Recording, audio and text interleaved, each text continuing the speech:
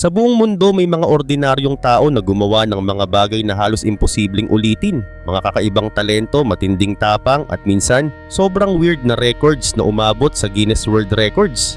Mula sa libo-libong piercings, higanting inumin hanggang sa pagbalanse sa upuan sa ere. Lahat ito ay patunay na kapag may tiyaga at determinasyon, pwede kang maging parte ng kasaysayan. Kaya naman sa video na ito ay kilalanin natin ang top 20 na pinakakakaibang world records na nagawa ng mga ordinaryong tao. Pero bago yan ay paki-like at subscribe naman po. Malaking bagay na po yan sa aming mga content creator. Salamat po. Kaya naman simulan na natin. Number 20. Most body modifications. Para sa ilan, ang body modification ay paraan para ipahayag ang sarili. Pero para kay Rolf Buchholz mula Germany, isa itong pangmatagalang misyon para tuklasin hanggang saan ang kaya niyang baguhin sa kanyang katawan. Nagsimula ang kanyang journey sa pagtatapos ng 1999 sa edad na 40. Mula noon halos 2 dekada na niyang binabago ang kanyang itsura. Ngayon mahigit 453 ang kanyang piercings. 2 rito ay mga sungay na naka-implant sa kanyang ulo at 70% ng kanyang katawan ay nababalutan ng tattoo. Noong 2010, opisyal siyang kinilala ng Guinness World Records bilang taong may pinakamaraming body piercings. Pero hindi doon nagtapos ang kanyang pagbabago. Umabot na sa mahigit 500 ang kabuuang procedures na pinagdaanan niya. Kabilang ang pagpapatato sa mismong mata, pagpa-fork ng dila, paglalagay ng magnetic implants sa kamay at subdermal implants sa paligid ng pulso. Hindi rin nakaligtas sa mga hamon si Rolf. Noong 2014 hindi siya pinayagang makapasok sa Dubai dahil sa kanyang itsura. Pero ayon sa kanya, hindi iyon dahilan para tumigil. Sa kabila ng mga pagbabago sa panlabas na anyo, nananatili pa rin daw siyang parehong tao sa kalooban. At kung siya ang tatanungin, malayo pa raw ang katapusan ng kanyang kakaibang transformation. Number 19. Largest gin and juice. Kapag narinig mo ang kantang Gin and Juice, malamang isa lang ang unang papasok sa isip mo, Snoop Dogg. At tama, siya nga mismo ang nanguna sa pagtatangkang lumikha ng pinakamalaking gin and juice cocktail sa kasaysayan. Nangyari ito sa Battle Rock Napa Valley Music Festival sa California, kung saan dumating si Snoop Dogg para personal na buksan ang higanting inumin. Para mabuo ang cocktail, gumamit sila ng 28 bote ng orange juice na tig 3.78 liters bawat isa, 180 bote ng gin na tig 1.7 liters at 156 na bote ng apricot brandy. Hindi lang basta laki ang pinag-usapan dito, nilagyan pa nila ng napakalaking straw, isang espada na may nakatusok na melon, pineapple garnish at giant parasol para kumpletuhin ang eksena. Ito ang kauna-unahang beses na sinubukan ng ganitong record at unang pagkakataon din na dumalo ang Guinness World Records team sa festival. Nandoon si official adjudicator Philip Robertson para kumpirmahin ang tagumpay. Sa dami ng tao, tinatayang 8,000 ang nasa event. Marami ang gustong tumikim. Pero para sa VIP section lang ito inihain. Isang bagay ang sigurado. Hindi ito ordinaryong inumin. Ito ay isang world record na literal at figuratively sobrang laki.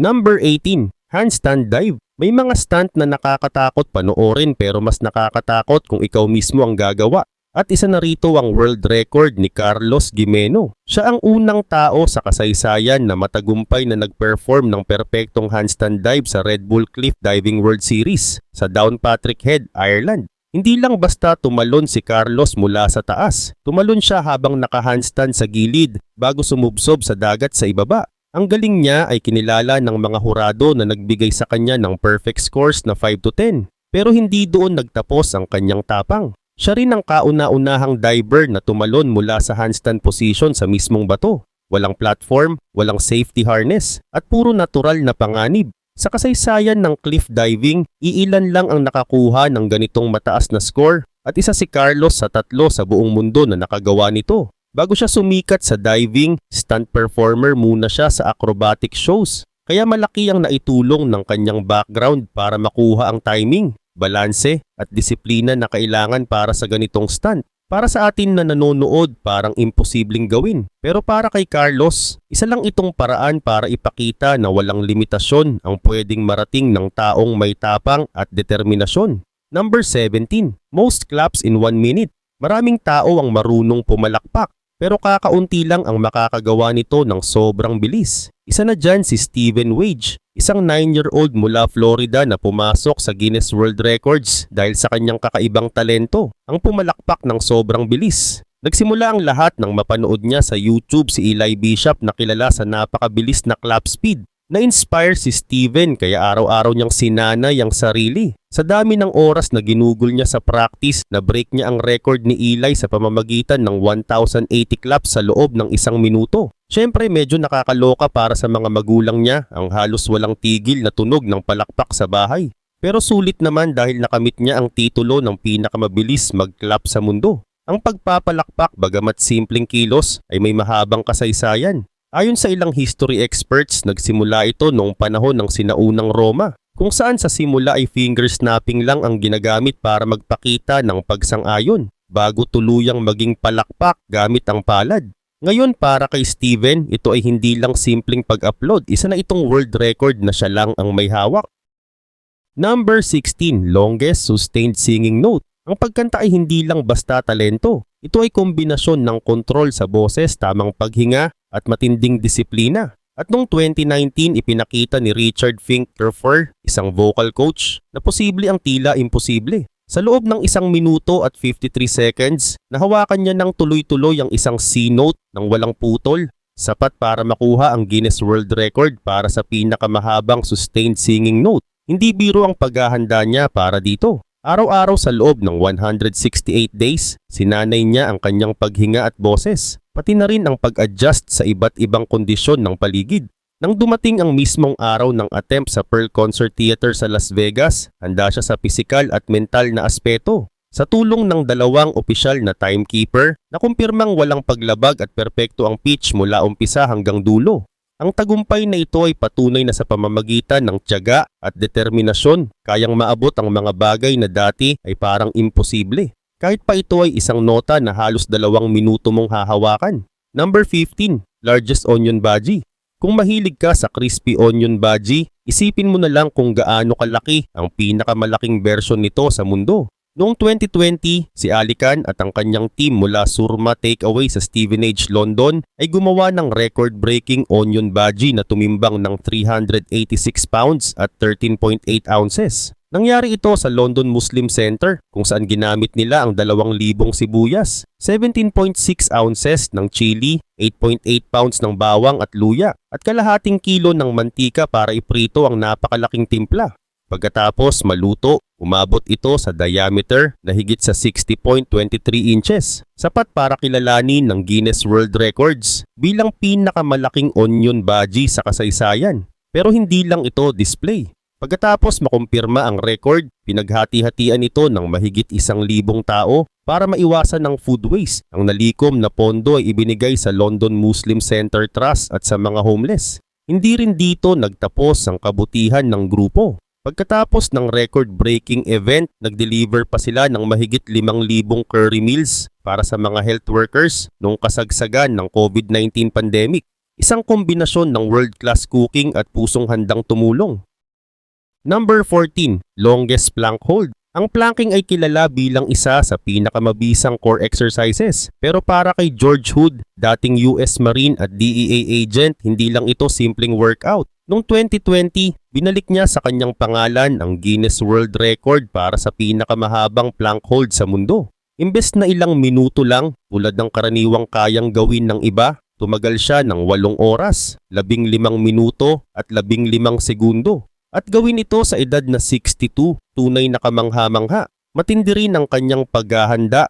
2,100 oras ng planking, dagdag pa ang iba pang exercises para palakasin ang kanyang endurance. Ang motibasyon niya, mabawi ang record mula kay Mao Zedong ng China na kumuha nito noong 2016. Sa mismong araw ng attempt, kitang-kita ang kanyang focus at determinasyon.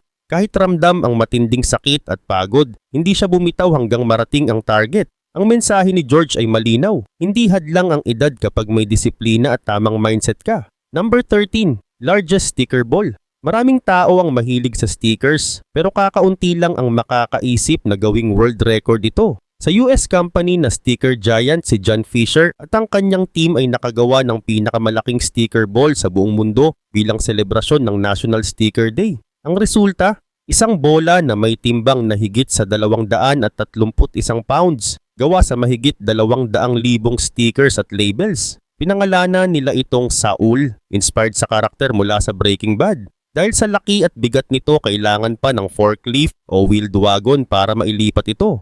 Noong 2016, opisyal itong kinilala ng Guinness World Records at isinama pa sa Guinness World Records Book ng 2018.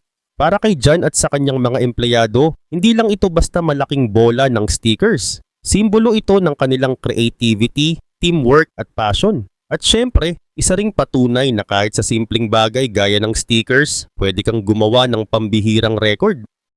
Number 12, most Big Macs. May mga taong mahilig sa burgers. Pero si Donald Gorske mula sa US, ibang level ang debosyon. Ang paborito niyang pagkain, ang Big Mac mula sa McDonald's. At hindi lang basta paminsan-minsan. Nagsimula ang lahat noong 1972 nang makabili siya ng sarili niyang sasakyan at dumiretso sa McDonald's para sa kanyang unang Big Mac. Mula noon, naging parte na ito ng kanyang pang-araw-araw na buhay. At umabot pa siya noon ng 9 na Big Mac sa isang araw. Noong 1999, opisyal siyang kinilala ng Guinness World Records bilang taong kumain ng pinakamaraming Big Mac sa buong buhay niya. Pero hindi siya tumigil doon. Patuloy siyang kumakain ng tig-2 Big Mac araw-araw.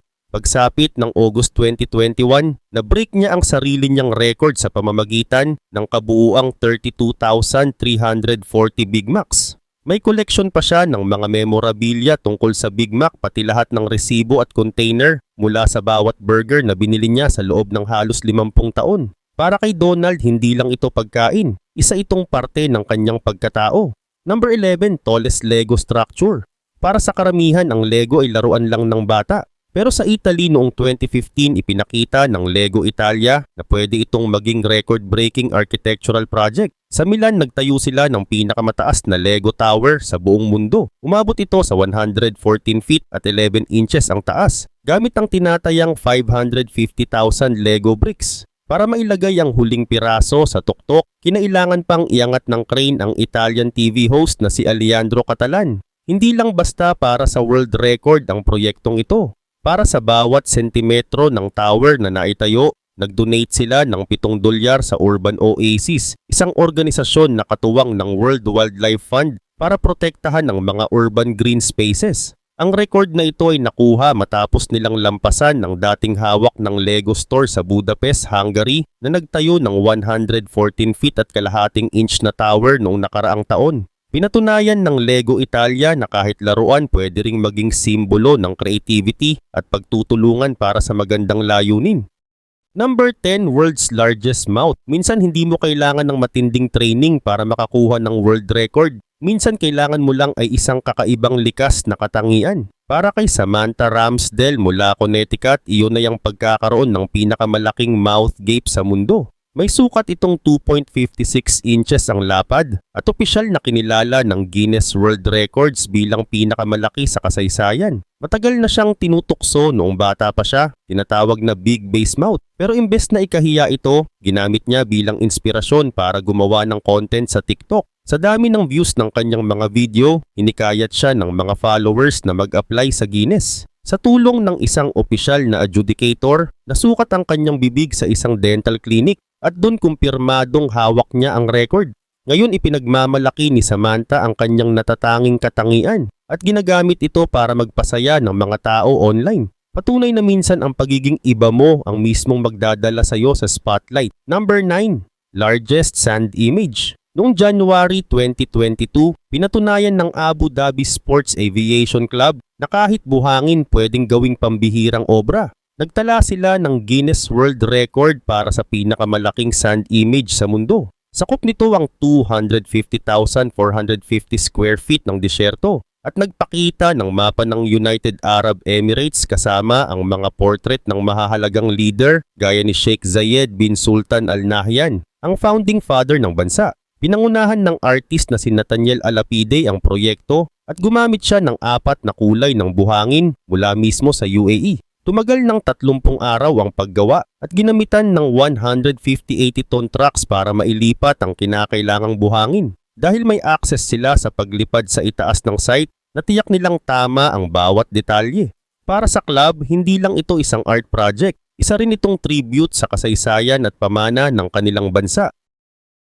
Number 8. Most knuckle push-ups in 24 hours. Hindi lang lakas ng katawan ang kailangan para makuha ang record na ito. Kailangan din ng tibay ng loob. At para kay Eva Clark, isang atleta na lumaki sa mahirap at magulong kapaligiran, naging inspirasyon niya ang kanyang nakaraan para magtagumpay. Lumaki siyang may ina na may schizophrenia at lumipat-lipat sa foster care, pero natagpuan niya ang pag-asa sa sports at fitness. Kalaunan, sumali siya sa Australian Army at dito mas lalong nahasa ang kanyang disiplina. Sa Guinness World Records, hawak niya ang 10 titulo. Pero isa sa pinaka-imposibleng mabreak ay ang most knuckle push-ups in 24 hours kung saan umabot siya ng mahigit 9,200. May kondisyon siyang tinatawag na Klinefelter syndrome na nagpapahirap sa kanya na gawin ng traditional push-up. Kaya binago niya ang paraan. Ginagamit niya ang kanyang mga kamao para hindi ma-strain ang kanyang kanang pulso. Sa kabila ng lahat na patunayan ni Eva na kapag may determinasyon ka, walang limitasyon ang kayang maabot ng isang tao. Number 7. Longest time balancing on a chair on a tightrope. Si Freddie Mac, isang kilalang high-wire artist at stuntman, ay kilala sa mga stunt na nakakapigil hininga. Noong November 2018, naisip niyang magmarka ng engrandeng selebrasyon para sa unang anibersaryo ng Mall of Switzerland at Ebicon sa pamamagitan ng pagtatala ng Guinness World Record para sa pinakamahabang oras na pagbalanse sa isang upuan habang nasa tightrope. Nakaupo siya sa isang upuan na nakapwesto 36 na talampakan ng taas, nakabitin sa pagitan ng dalawang palapag ng mall. Tumagal siya ng 8 oras, 30 minuto at 55 segundo. Hindi lang nanatiling nakaupo, kundi naitulak pa ang upuan ng 78 talampakan pasulong habang nakabalancing act. Habang ginagawa ang stunt, kumain pa siya ng burger at ice cream at nakipag-usap sa mga nanonood gamit ang headset. Wala siyang safety straps, balancing pole lang ang gamit niya. Ito ay dagdag sa listahan ng kanyang iba pang records gaya ng steepest tightrope walk at pinakamahabang tightrope crossing gamit ang bisikleta. Number 6. Highest standing jump. Noong 2016, pinatunayan ni Evan Ungar, isang personal trainer mula Oakville, Ontario, na minsan sapat na ang sariling lakas para gumawa ng pambihirang record. Ang challenge? Tumalon mula sa nakatayong posisyon papunta sa isang platform. Walang buwelo, walang takbo, purong vertical power lang. Sa harap ng crowd sa One Health Club sa Oakville, matagumpay niyang naakyat ang platform na may taas na 5.3 feet. Halos kasing tangkad niya dahil siya mismo ay may height na 5 feet 10.5 inches. Ang dating record ay 5 feet na naitala ni Justin Vettel noong 2012 pero nalampasan ito ni Evan sa pamamagitan ng lakas, timing at disiplina. Para sa kanya hindi lang ito tungkol sa pagpapakita ng galing. Gusto niyang magbigay inspirasyon na walang imposible basta may tamang mindset at determinasyon. Number 5. Longest legs on a female.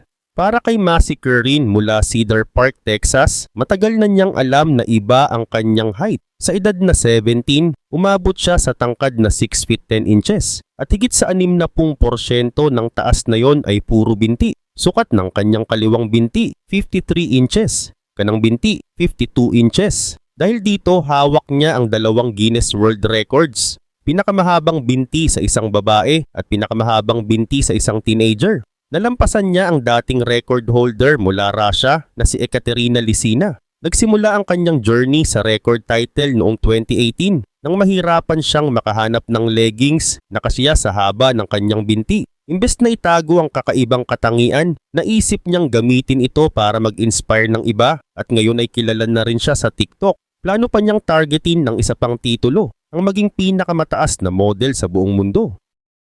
Number 4. Largest balloon dinosaur sculpture. Kung sanay ka sa mga balloon animals na karaniwang nakikita sa birthday party, mga maliit na poodle o giraffe, magugulat ka sa obra na ito. Noong October 2020, pinatunayan ng isang international team ng balloon artists na kaya nilang gawing mala-Jurassic ang isang simpleng balloon art. Pinangunahan nina Guido Verhoeven mula Netherlands, Bahar Bellison mula Turkey at Willy Monroe mula Spain, kasama ang 31 iba pang eksperto sa balloon sculpting. Sa loob ng maraming araw, pinagdugtong nila ang 150,000 biodegradable balloons para mabuo ang Guinness World Record na pinakamalaking balloon dinosaur sculpture sa buong mundo. Ang naging resulta, isang napakalaking T-Rex na may taas na 25 feet 9 inches, lapad na 29 feet 9 inches at habang umaabot sa 64 feet 5 inches.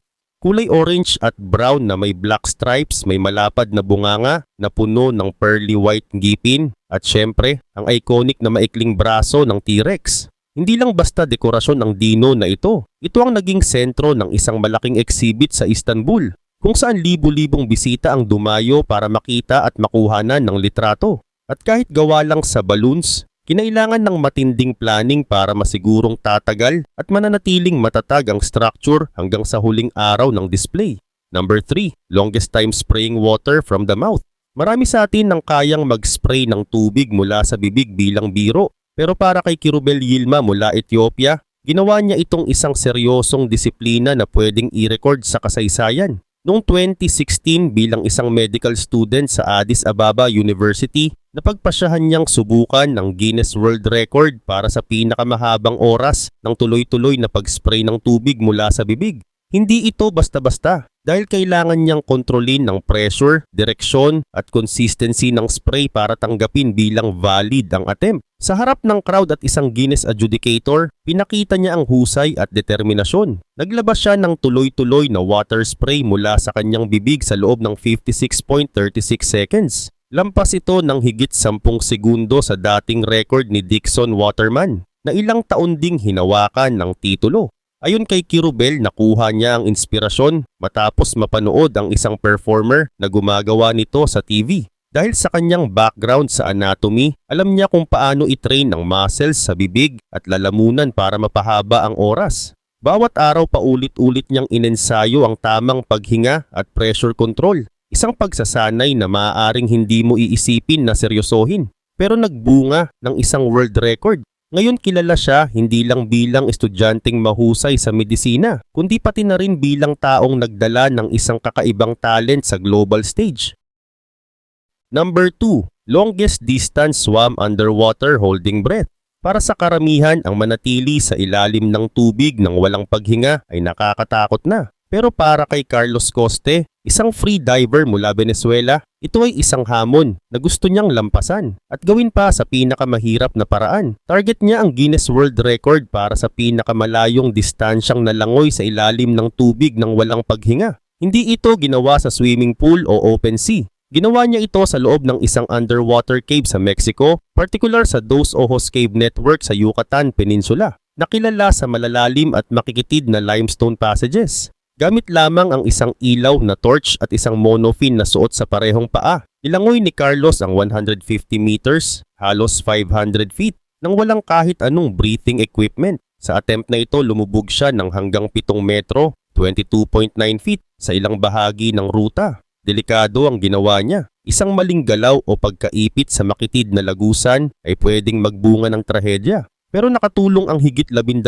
taon niyang karanasan sa free diving, kasama pa ang 3 taong matinding training para sa mismong record attempt. Sa bawat segundo, kailangang kalmado siya para mapanatili ang oxygen sa katawan at maiwasan ang blackout. Ang tagumpay niya ay hindi lang para sa Guinness, kundi patunay din ng dedikasyon at mental toughness na kailangan para magtagumpay sa isang sport na may kasamang tunay na panganib sa buhay.